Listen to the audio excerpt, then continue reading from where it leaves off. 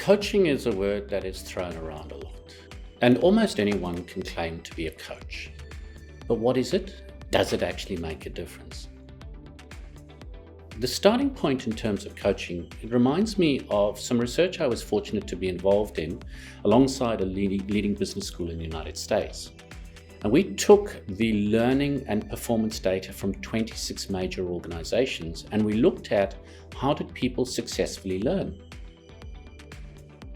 We ended up creating a simple tool we called Focus, there were 5 levers for learning: formal training, on-the-job learning, coaching and mentoring, unstructured learning like reading books, and special projects and secondments. What we actually found is that learning really equated to behavior change, not knowledge. So on-the-job learning was the single biggest driver of behavior change. But the second biggest driver of behavior change was coaching or mentoring, that one-on-one relationship with the individual. The more senior we get, the lonelier our role is. As a CEO, as a chair of a board, that individual is in the loneliest 2 roles in an organization. A coach needs to be the safe place for the individual to work through their leadership problems, their leadership challenges, to find solutions, to make decisions with someone who can listen without any hidden agenda. Even if it's a positive agenda, the coach should only be focused on the coachee. And the coach should be there to help the coachee make decisions, gain insights, analyze information.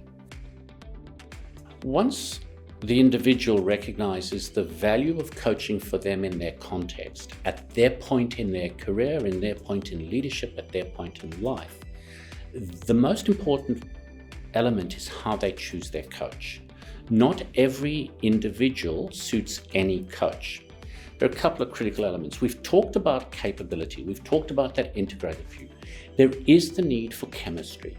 If the 2 people don't have a connection, if the coachee doesn't connect with the coach, then the learning won't occur. So there is a subjective intuition. So that's the second piece. Part of that is very much trust. And for me, the single biggest factor in trust is confidentiality. With all of that, you need to be comfortable to be challenged.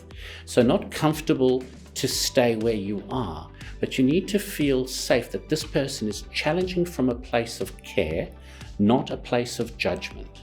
So if we have capability, if we have that connection or chemistry, if we have the confidentiality, and we have that comfort to receive challenge, that coaching relationship can be incredibly powerful.